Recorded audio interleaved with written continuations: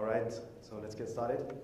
Hello and welcome everyone to our talk in which we're going to cover the Practitioner's Guide to API Strategy.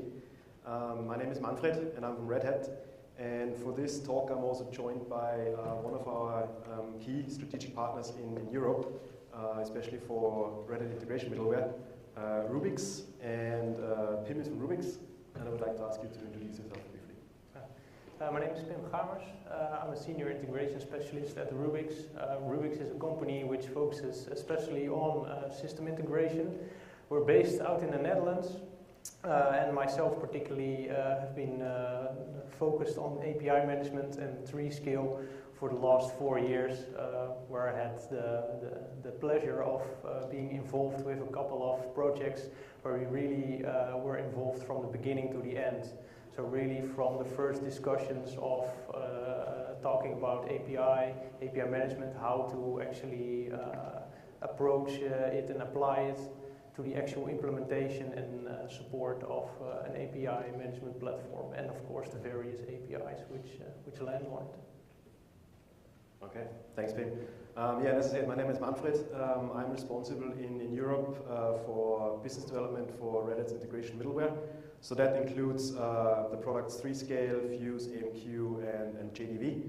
And I actually joined Red Hat 2 years ago when Red Hat acquired 3Scale, so I'm an ex-3Scaler, and I spent a lot of time before that at 3Scale, API management solutions, where at that time and also now at Red Hat, I'm helping a lot of customers thinking about API strategy, and some of the things, some of the methods and tools and experiences that we acquired through the process is what we would like to share today with you. We also have our contact details on the slide.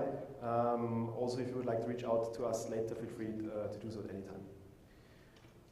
All right, so here is what we have planned for today. I will cover the first 2 points. I will give a brief introduction into this idea of the API economy and why an API strategy is important, or in fact crucial, to be successful in the API economy. I'll also give a couple of examples and case studies. In the second part, I would like to introduce a tool that we used and use in order to help customers to come up with an API strategy. That tool is called the API Model Canvas.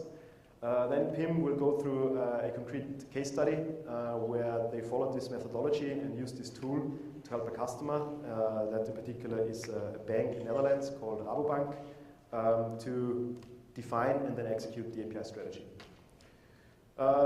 Then we provide a couple of lessons learned and some recommendations, and then in the end we wrap it up, and then there will probably be some time for questions and answers.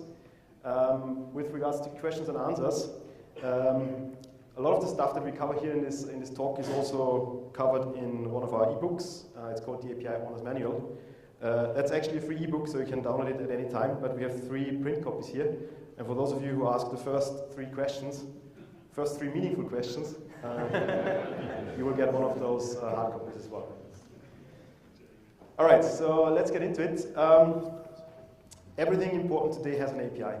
That is a pretty bold statement, I know, but for every one of you who has worked with APIs, who's an architect, or even maybe created API programs, will probably agree with me.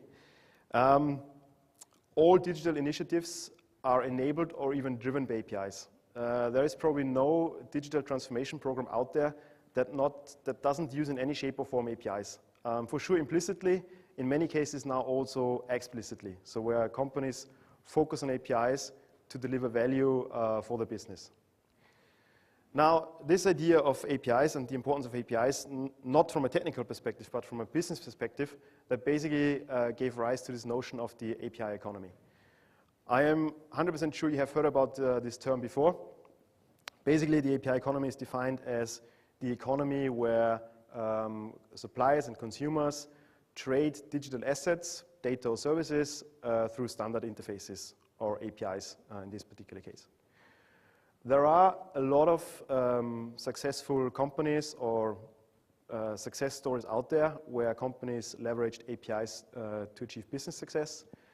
Here are a lot of logos on that slide. I won't go into details of all of them. I just picked some. So I guess we all know WhatsApp, a company that had about 50 employees, but they served 400 million users.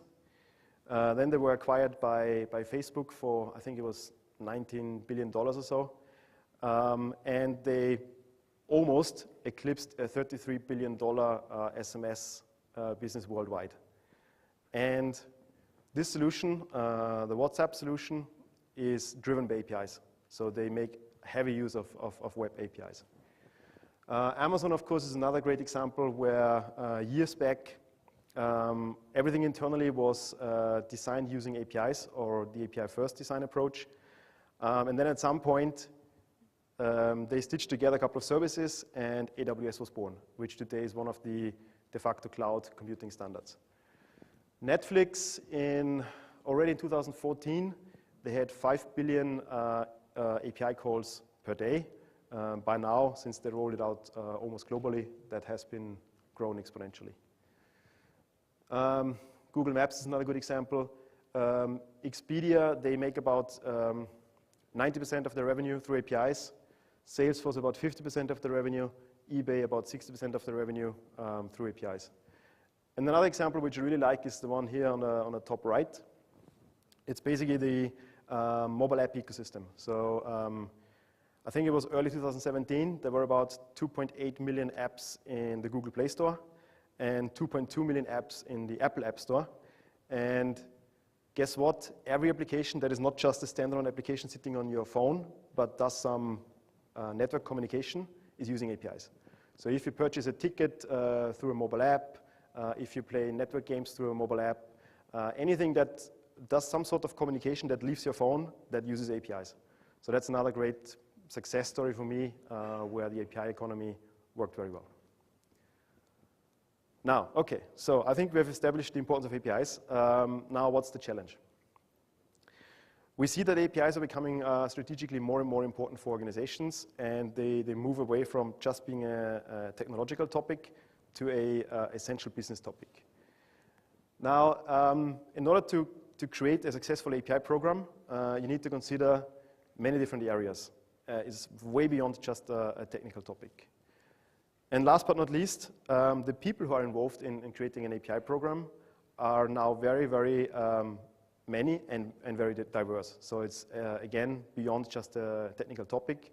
You have now all sorts of different stakeholders with different backgrounds involved in creating a successful API program. Okay, so let's take a look at API strategy. So what we've seen in the past, based on our experience working with a lot of customers, is that there are 4 typical business benefits that an organization is trying to achieve by using APIs. And of course, they don't typically happen in isolation, but typically a customer wants to achieve one or several of those business benefits. So the first one, that's the one which we see pretty much always, is customers want to increase internal agility. So a perfect example for this is Amazon, where everything internally is built using APIs. Everything is communicating by using APIs. And with that, they can very quickly react to changing market conditions. If a new competitor comes up, if a new service comes up, if a new application comes up, they can very quickly react to this because they have all the modules in-house anyway. And by using APIs, they can stitch them together quite quickly and go to market quite quickly. So that's an increase in agility. Second topic is the increased rate of innovation. Within your organization, doesn't matter how great you are, you only have so much brain power, right? But if you find a way to expose data and services externally in a controlled way, then you can let the external world use your data and services and produce innovations on top of your data and services. APIs are a perfect way to achieve that. A third typical business benefit is then awareness or reach. Again, if you open up data, if you work with partners who basically use your data and services and extend it, you can leverage network effects and by that increase the outreach of your data and services. And then finally, it's a pretty obvious one, you can also generate revenue directly from the API.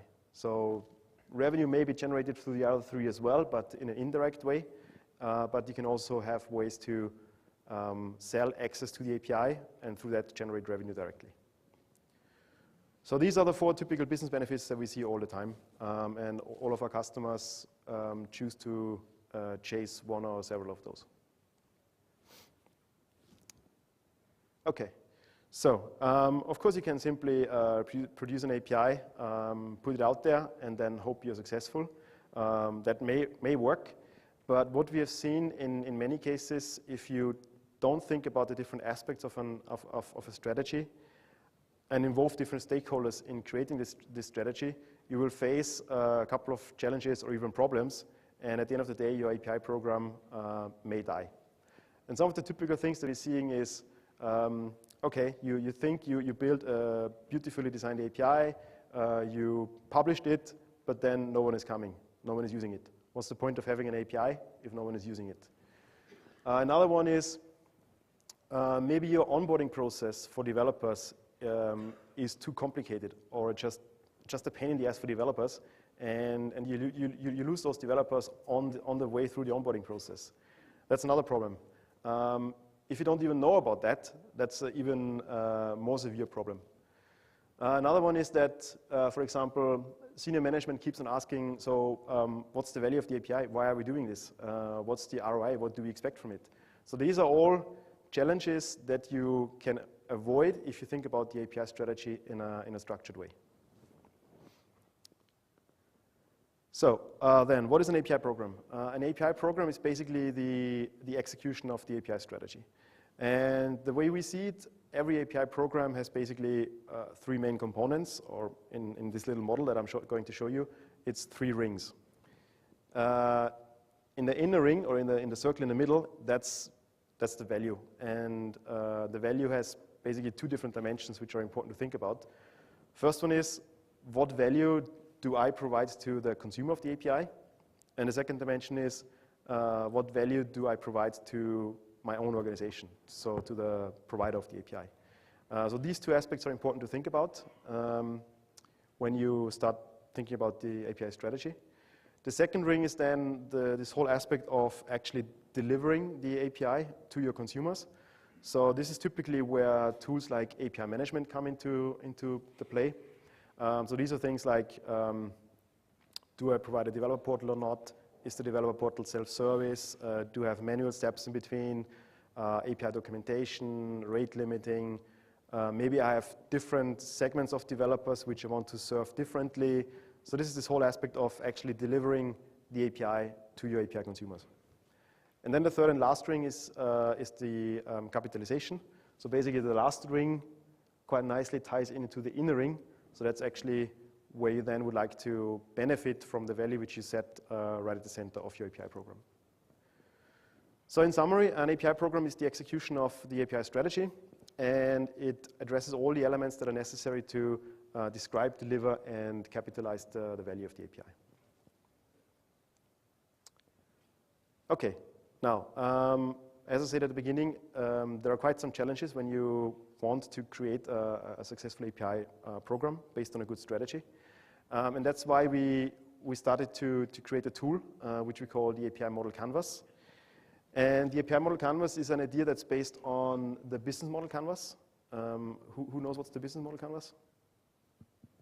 Okay, a couple of people. So basically the business model canvas is a crowd-created idea or tool which helps entrepreneurs or intrapreneurs to ask themselves the right questions.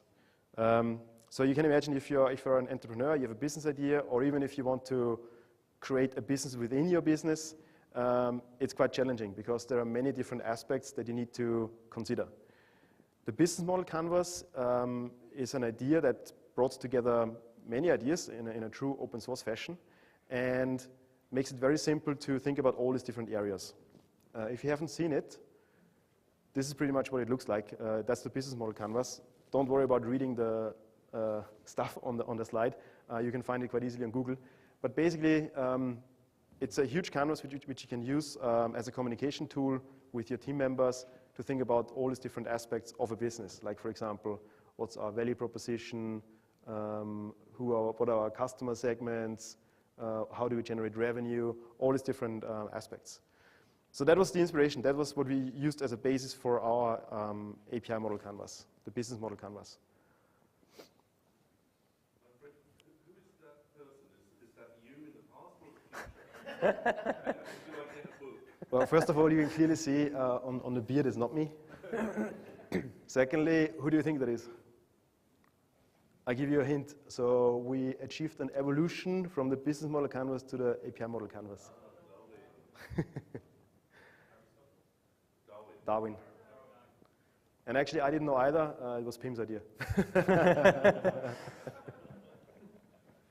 All right. Thanks for the input, Mark. Okay, so this is how we ended up at this tool, the API model canvas. That's how it looks like. It's not so important to get all the details right now, but basically the API model canvas, the main idea is to help someone who wants to create an API strategy to think about all the different areas that are important to think about. There's a bit of a meta structure to it. So this, well, let's start with the orange box in the middle. This is the technical definition of the API. So these are the various different things that the API should deliver. So these are the different endpoints. These are things like what protocols do you want to support, what security mechanisms do you want to support. So it's more like the technical description of the API. On the left-hand side, these are the various activities and resources and infrastructures and partners that you will need in order to be successful for your API program. The blue one is super important. That's basically, that's your consumers or developers, so because the consumer of an API is a developer, and how you would like to segment those, and then how you would like to serve those segments best. And then at the bottom here, the yellow part is basically, on the one hand, is what does it cost, and how do you generate your value. So we call it here inflow metrics. So that's the sort of the meta structure to the API model canvas.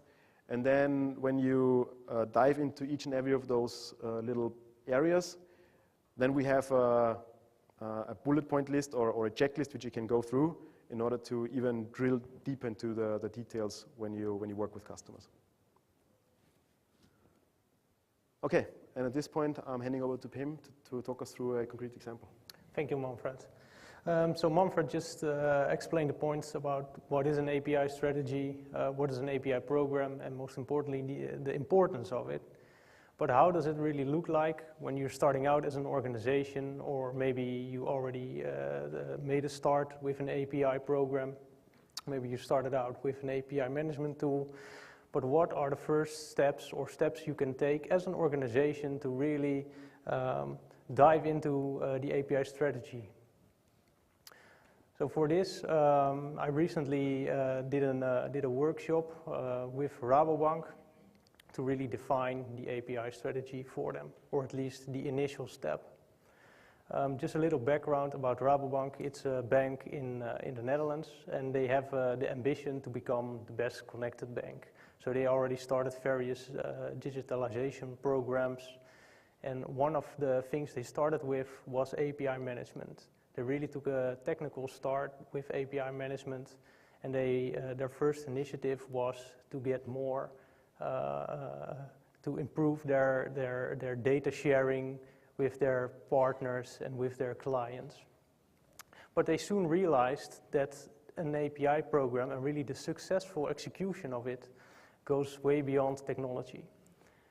And therefore they really desired a structured approach and overview for an API strategy. And this is of course where the API model canvas comes in, because it really delivers on a structured approach for an API strategy. So what we did is we held a workshop. So we assembled a team with various people in attendance. Not only from our side, we were guiding that process, but we had a very mixed audience of both business and IT. And I'll touch on that a little bit later, but that turned out to be really crucial. What we did is we started with one concrete use case, so one idea Rabobank had for creating a new API, and we started out filling the API model canvas.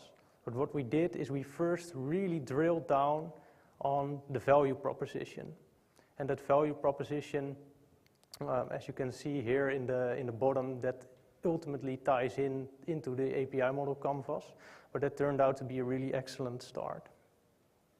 And after we created that value proposition, we just went section by section of the API model canvas in a brainstorming manner, trying to get as much information as possible, guided, of course, by the checklists and experience we had with API programs in the past. But what do I mean when I say, okay, we started with the value proposition? And what we did was we used another canvas. There's always a canvas. And we used the value proposition canvas. It's actually from the same originator as the business model canvas. It's Mr. Osterwalder. And he created a value proposition canvas because he noticed that a lot of organizations were actually struggling with that value proposition part of his business model canvas. And really using this tool as a starting point for the API model canvas turned out to be really useful. So I'll briefly explain what the value proposition canvas means and how you can use it. So here, the orange circle, that's your customer. And his customer, he does a couple of jobs. He has some particular jobs he has to do when he tries to accomplish something. And during that jobs, he has to, and jobs are really like the task he has to do. And with that jobs, yeah, maybe he experienced some pain with the execution of that job. So, for example, the use case we used at the Rabobank was for organizations which rent out services, products, and they have to check their customers to make sure their customer is reliable, is creditworthy, and so on. And that's their job, but they experience pain with that because it's quite intrusive on long-running processes to check those customers. But in the end, they also get certain gains of it because when it is successful, they know they have a good customer who is creditworthy, who they can trust. And for that other customer, they know that, okay, we're doing business with a reliable party. So that's the customer side of it. On the value side, that's really the product or service you as an organization can offer.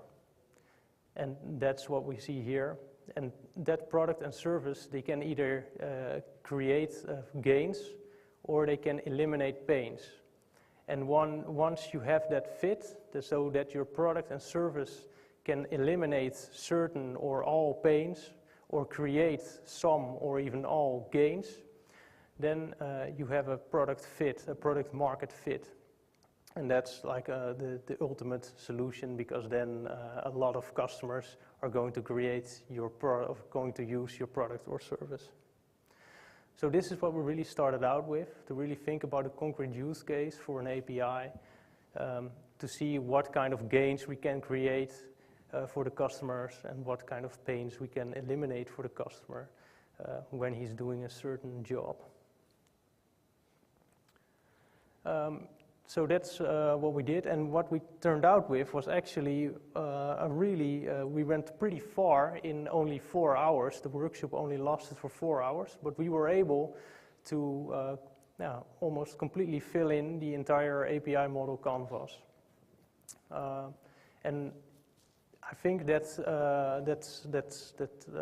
realization that came because we had a good mix of business and IT people. So the business people, they really had a clear view on the use case we used, on the value proposition, how that ties into the strategy of Rabobank, but also how are they going to get value out of it. So were they able to do direct monetization? What was the target group for this API? What other customer segments they could use? How they could use the API to extend other products like mobile apps. And the business and IT people, they were, the IT people, they were crucial in actually thinking about, okay, this is really, we know what the business wants, we know how it ties into the strategy of Rabobank, we know what kind of resources we have, and more importantly, we know what kind of resources we don't have, so where we have to use partners. And we help them also defining the activities they had to undertake to create this API and to host it. And we focused on one API, but what we noticed is there's a lot of generic parts which are not unique for one particular API. So a lot of the platform capabilities for delivering this API, so a good developer experience enabled by a proper developer portal, but not just a developer portal. We also had discussions about participating in hackathons. So that creation of a good developer experience, we're touching upon what Manfred said, that maybe during the sign-up flow, you lose your customers, your developers. So we really talked about that, having a, so to speak, as small as possible time to first hello world. So that's one of the key metrics. I think it's in the API owner's manual. So that's one of the key metrics for having a good developer experience. So what's the time to first hello world? And those, of course, are not limited to this particular use case. Those are applicable to a lot more use cases from APIs. But having that first initial use case really spoke to the imagination of all of us. So that way we were really able to not only focus on that initial API, but also broaden it to the more generic parts.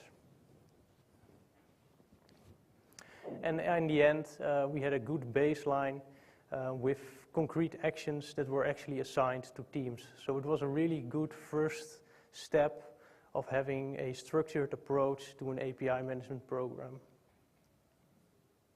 And of course, then, we have a concrete plan they can execute right now. And then they have like a first iteration of an API management program. And then, they can move on to the next. So what the API model canvas can bring to you as an organization is really a structured approach towards API strategy and the execution of an API program. And that's really important because in the end, your data is a product, so you have to think hard about packaging it and how are you going to deliver this value to your customer. So we had a couple of takeaways. Do you want to start, Manfred? Yeah, sure. So we still have some time left, so before we go to the takeaways, I think I would like to share another case study where we also applied this kind of method to help a customer come up with the API strategy. And that case was Oxford University Press. So it's one of our customers in the UK. And Oxford University Press is not just a publisher, but they also have the richest language data set in the world. So a lot of dictionary data, basically. So if you use, for example, your Kindle, and if you use the translate function, that is all data that comes from Oxford University Press. And there we also applied a similar method, and slightly different than what Pim did with Rabobank, but in a sense, it was very similar. So we started with a first workshop where we introduced the ideas of API strategy. We introduced the API model canvas. And then we went away and we gave Oxford homework over 4 weeks to basically fill in the whole API model canvas across different teams and across different team members. Then I got all the data, which was about 25 pages or so. I synthesized all of this, and then basically came up with a couple of recommendations, what we thought is the best way forward for a first iteration for API strategy for Oxford University Press. The interesting thing was that in this process, I had 12 people involved from 6 different departments or teams. And that was really interesting because those people before never spoke with each other. And it was really interesting to see the different perspectives from different teams, what they expect from the API strategy. So that was for me super interesting, but it was especially for the customer, for Oxford University Press, that was an eye-opener. And it helped them a lot to make better quality decisions, basically. And the second lesson learned for me was that the API model canvas is a pretty good tool that helps you a lot to really think about the various different aspects and don't forget or overlook any of those aspects.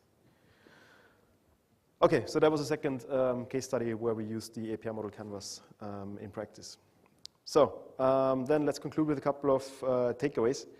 The first one is, I started the talk basically by talking about the API economy, and the potential of the API economy is huge and it's growing, and a lot of businesses are already leveraging the power of API successfully. I mentioned a couple of examples like WhatsApp, Amazon, Netflix, or the whole mobile app ecosystem. Furthermore, to fully capture the value of APIs, we recommend to seriously think about an API strategy. Of course, you can go ahead and just build an API, publish it, but chances are very high that you won't succeed with that. So we recommend to think about API strategy in a broader sense. And then the execution of the API strategy is your API program. And you probably remember those model with the 3 rings, where in the middle you have value, then delivery, and then the outer ring was capitalization.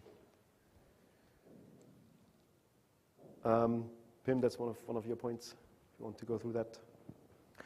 Yes, so even though we really recommend that when you start out an API program, that you start out with thinking properly about the API strategy, and of course the API model canvas is an excellent tool for this. But it doesn't really stop with filling out the API model canvas once, then that's it, never look at it. It's actually crucial that you revisit it frequently. And that also ties in, of course, with the whole agile way of working, of the whole short cycle plan, do, check function. So you really have to revise the API program and revisit the API model canvas frequently, because technologies change, your business change, your customers change. So yeah, the chances are pretty much 100% that your API strategy needs to evolve over time as well. And that's also where you can use the API model canvas. And what we noticed is that it's absolutely crucial to get all the different roles and responsibility. It's like Manfred already said, it's not just tech anymore. We really have to do a collaborative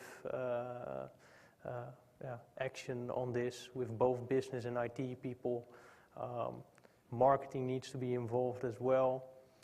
So it's really a whole variety of roles and people which need to get involved in order for this to make it a success.